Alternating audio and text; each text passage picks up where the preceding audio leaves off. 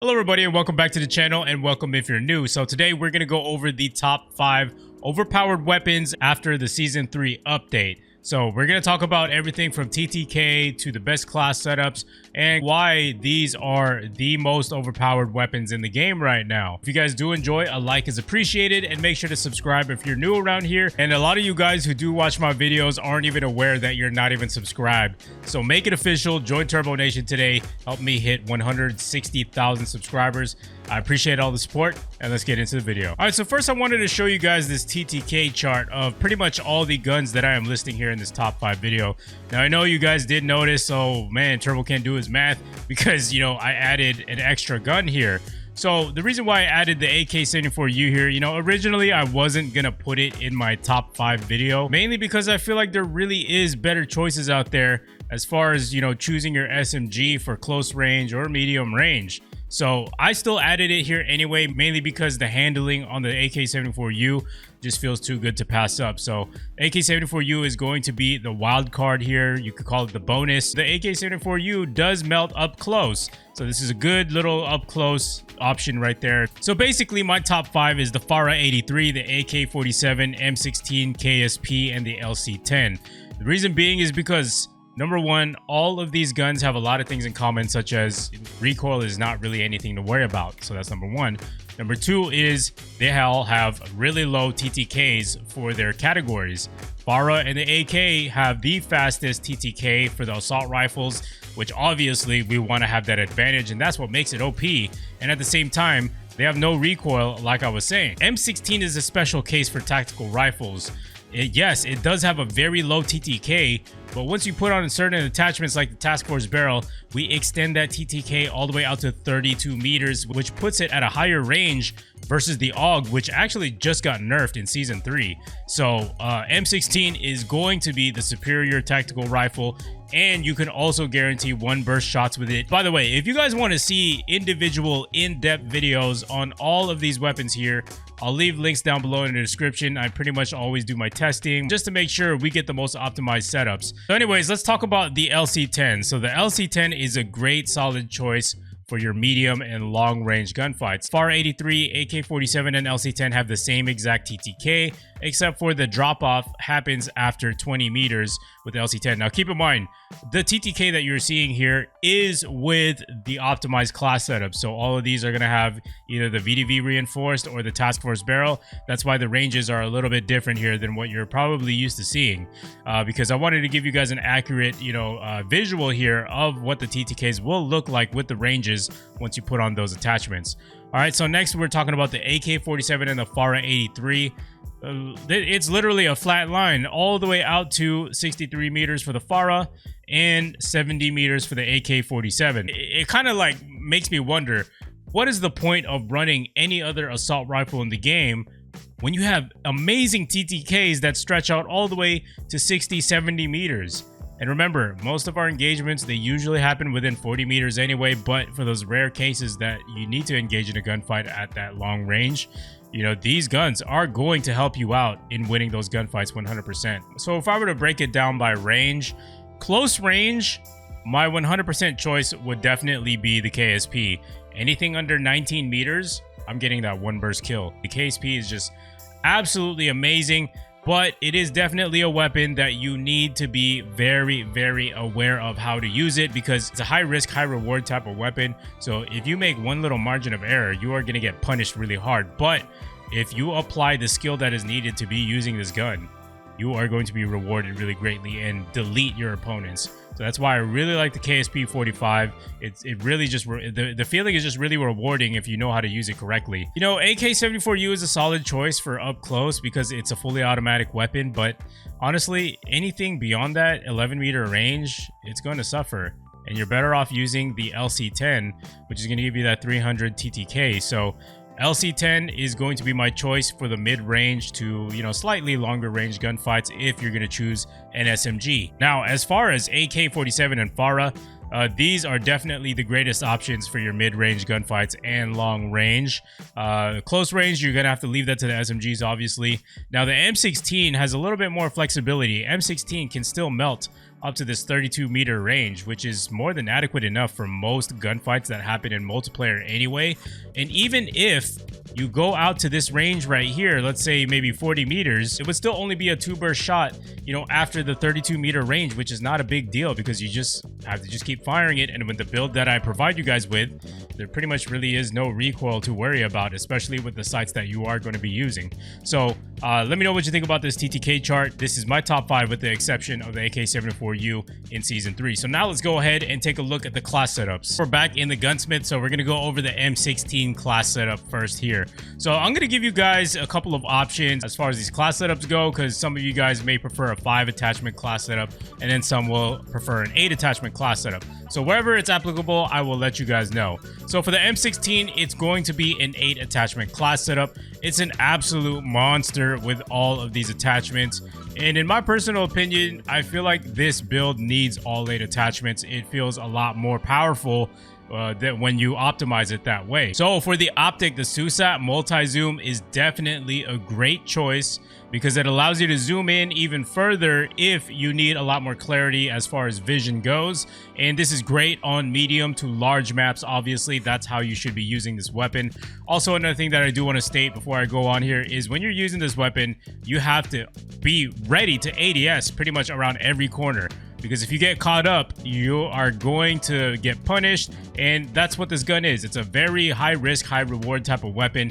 If you are applying the skill needed for this gun, you are going to get the reward of that 1-burst kill. Anyways, for the muzzle, we're going with the infantry compensator. Barrel is going to be the task force barrel. So I made an in-depth video about why I chose this task force barrel.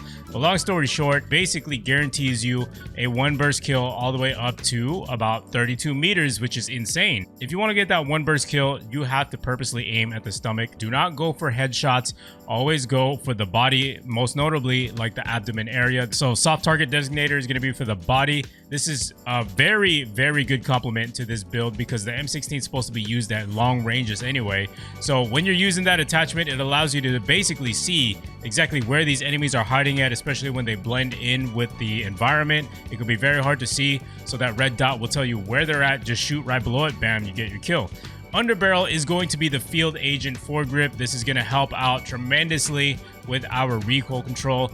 Now, of course, it being a burst weapon, recoil control really usually isn't an issue. But in this case, if you're going to be using it at long range, you do want to have that insurance of having a really steady shot when you're using this gun. Magazine, we're going to be using the 45 round for the magazine. This is just personal choice. You can use whatever you want to.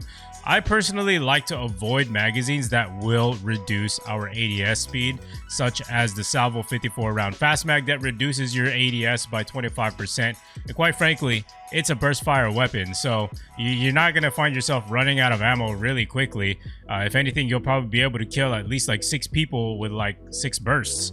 So, you know, 6 times 3, that's 18. You're still going to have like almost half of your mags left in there. So anything more than 45 rounds is pretty much overkill in my opinion. Handle is going to be the airborne elastic wrap. This will optimize our aim down sight time as well as that flinch resistance. Now, I usually stay away from this type of attachment because it reduces your sprint to fire time. But in this case, you know, you have to go into the mindset of not being too aggressive with this gun. You're supposed to play a little bit more reserved. A sprint to fire time con is not going to be a big deal. All you're really worried about is just aiming in as fast as possible, because if you don't aim in as fast as possible versus your opponent, like I said, high risk, high reward, you are going to get punished if you do not get that first shot off. Stock is going to be the SAS combat stock. So this is to mitigate the negative that we see when we use the airborne elastic wrap, where it reduces your shooting move speed. This is going to help out with the shooting move speed as well as that aim walking movement speed. Look how much aim walking movement speed it adds. It's 78%. Pretty amazing stuff here. So this is my M16 class setup. Here's the rest of it if you guys want to go ahead and copy it. Obviously, everything else is optional. All right, next we have the Fara 83. Hands down, one of my favorite assault rifles. We're going to be covering the other one as well after this. The Fara is just a beam. Fara is very low recoil, easy to handle. All right, so starting with the optic, I am using the Microflex LED Obviously, this is a personal choice. You can use whatever you want to.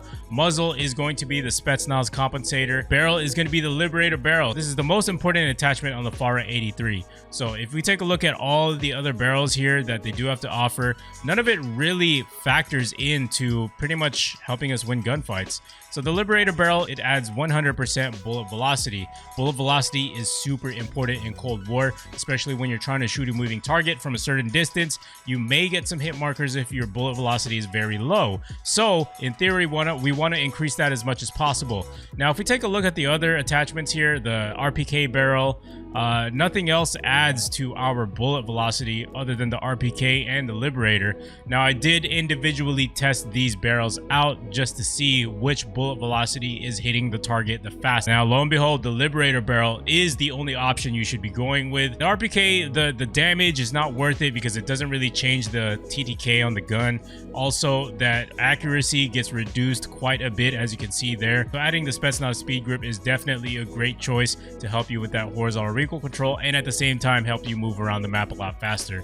Magazine is going to be the 40-round magazine. You can go with whatever you want to, but you know, if you care about your ADS, do not use anything else but the 40-round mag. Serpent wrap for our handle, and stock is going to be the KGB skeletal stock. If you want to go with a 5-attachment class setup, get rid of the stock, and then also get rid of the body, and then also get rid of the optic. Next up, we have the AK47. Definitely one of the heavy hitters as far as assault rifles go, right up there with the Fara 83. I actually did a Fara 83 versus AK47 video. If you guys want to see that video just to see overall which gun is actually better, because they have the same TTK at pretty much at the same ranges, except for the Fara 83 has a range advantage on the AK47, but when you put on certain attachment on the AK47, it does extend that TTK out even longer.